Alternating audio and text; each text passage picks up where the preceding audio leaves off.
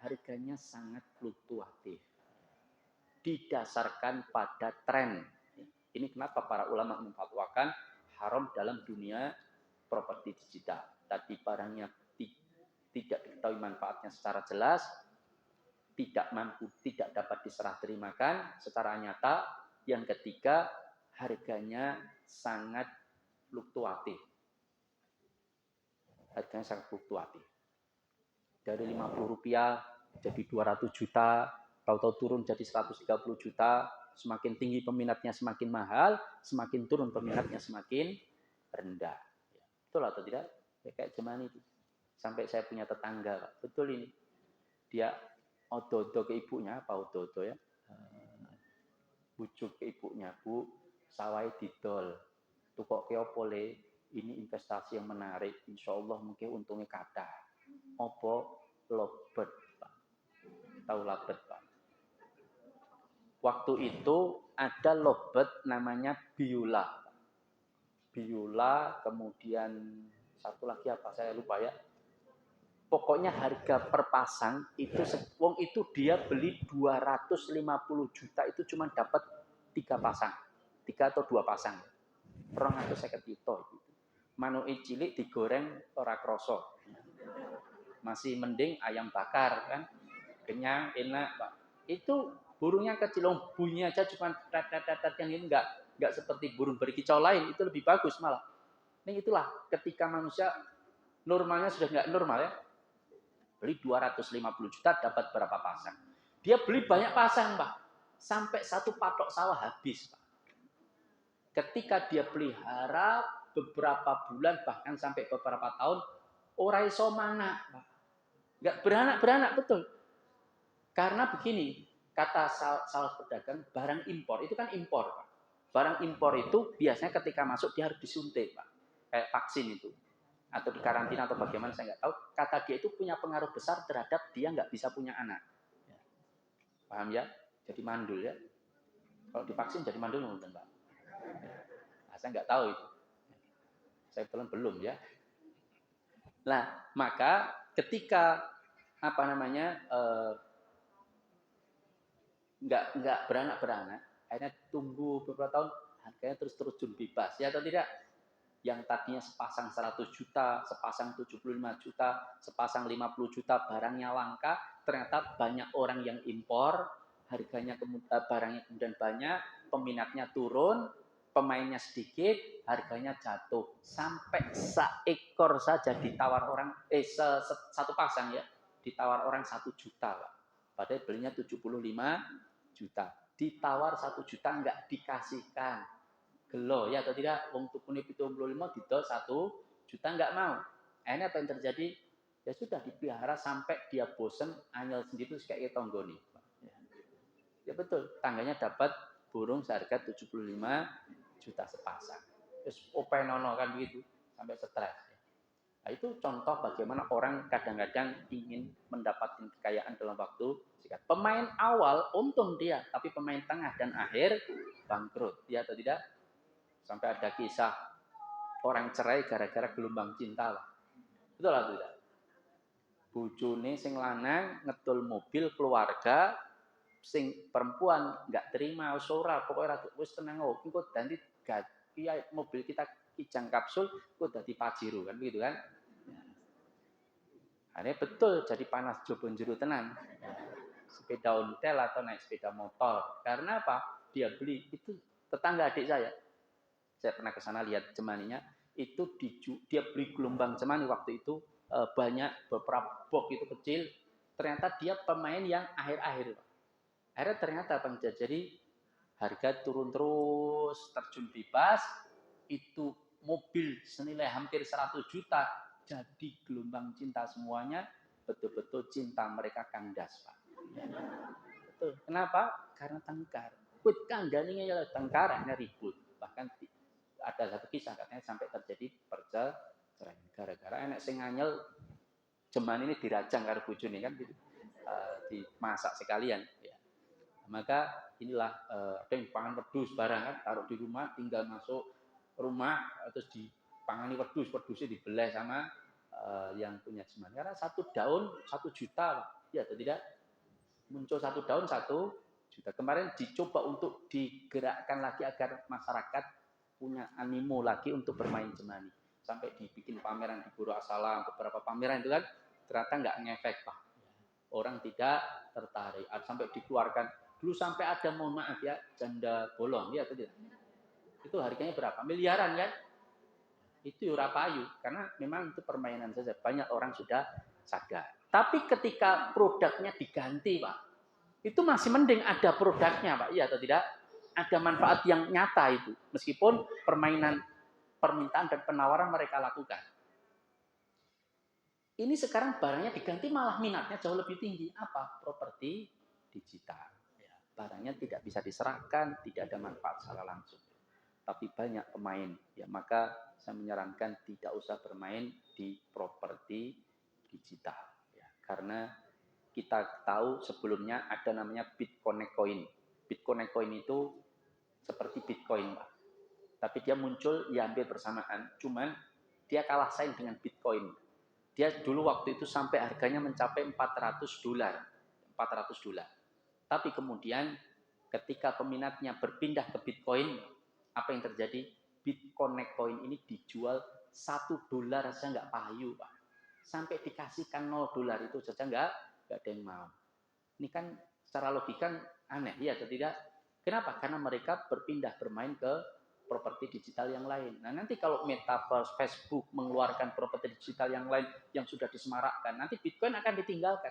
Nanti ketika jenuh lagi, nanti bermain lagi, ditinggalkan, banyak orang kaya mendadak, tapi jauh lebih banyak orang yang bangkrut mendadak. Ya, maka ini hanya permainan dan para ulama mengharamkan karena ada 3 sifat di dalam permainan itu.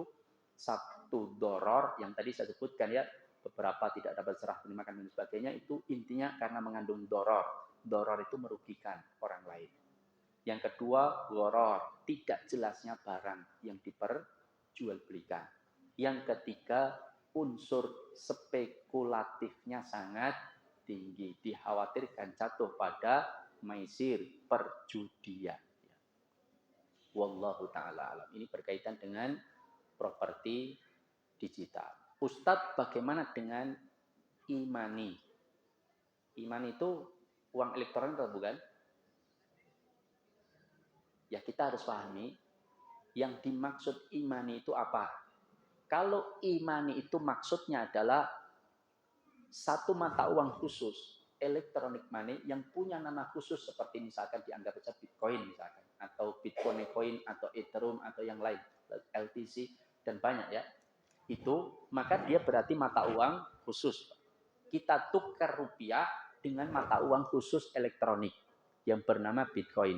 Andaikan ya, meskipun lemah pendapat yang mengatakan Bitcoin itu mata uang. Ini dibantah oleh jumhur para ulama karena dia lebih kepada properti digital, bukan mata uang. Nah, ini andaikan saja ada mata uang elektronik khusus namanya katakanlah BBC misalkan, BBC ini mata uang koin, maka penukarannya harus dengan apa namanya tunai dengan tunai. Boleh nilainya berbeda. Sama seperti saya tukar rupiah dengan dolar. Tapi kalau ini rupiah ditaruh dalam electronic money, tapi bentuknya juga rupiah, ini bukan mata uang. Makanya ada fatwa yang mengatakan GoPay, OVO, ShopeePay itu ketika dapat diskon itu hukumnya halal, karena sesungguhnya bay as-sharaf, tukar mata uang rupiah dengan elektronik, sehingga ketika ada diskon berarti nilainya berbeda, maka hukum diskonnya boleh. Ini pendapat yang sangat lemah. Sebab uang elektronik atau yang kita depositkan di sana nilainya rupiah atau suatu mata uang tersendiri, Pak? Rupiah atau mata uang tersendiri? Dengan deposit ke GoPay, itu jangan tertera rupiah atau tertera mata uang tersendiri? Rupiah.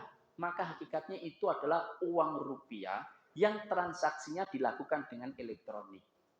Bayarnya, transfernya itu dilakukan dengan elektronik, kayak ATM. ATM itu bisa disebut dengan e-money dalam konteks uang rupiah yang digunakan pindah tempatnya, transfer dan terima transfernya secara elektronik. Tapi kalau mata uang tersendiri, ya dia mata uang tersendiri, satu penciptaan mata uang tersendiri, meskipun nanti bab mata uang beda-beda.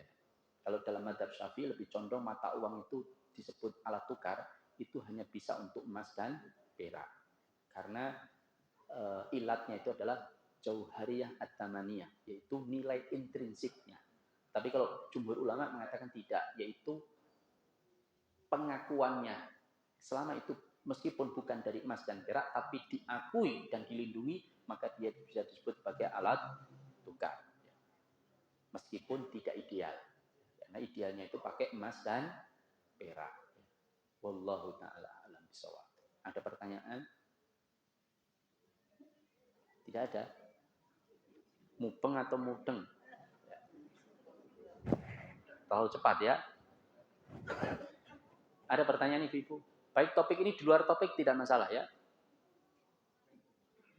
Gak ada? Ada atau ada? Ngomong silakan.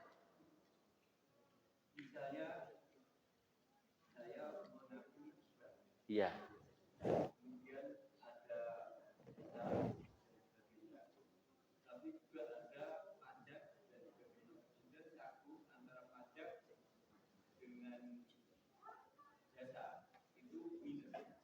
Jasa ini maksudnya jasa apa? Bunga. Ya.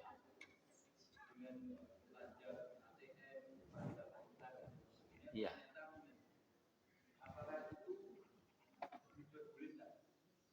Jangan menempatkan di sana.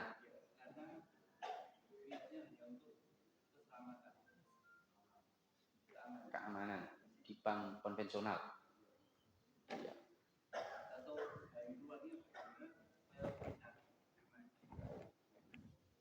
Jangan keluar ya. Serahkan saya. Enggak ya, bercanda. Begini, para ulama sudah mengeluarkan fatwa tahun 2003, tahun 92, tahun 71 bahwa hukum menempatkan uang kita di bank-bank konvensional selama sudah ada bank syariah, maka hukumnya haram. Menempatkan mau untuk apapun tetap haram. Beda lagi dengan membuka rekening di bank konvensional untuk sekedar bisa bertransaksi tapi tidak diendapkan, itu berbeda. Paham? Tapi kalau mengendapkan uang kita di bank konvensional itu sudah melanggar kaidah usul fikih, ma ada ilal haram fahuwa haram. Tindakan kita yang menyebabkan terjadinya perbuatan haram, maka hukumnya haram.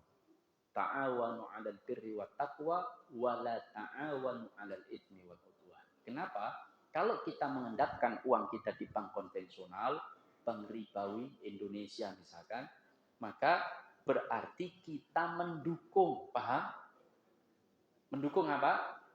Mendukung mereka untuk melakukan praktik riba.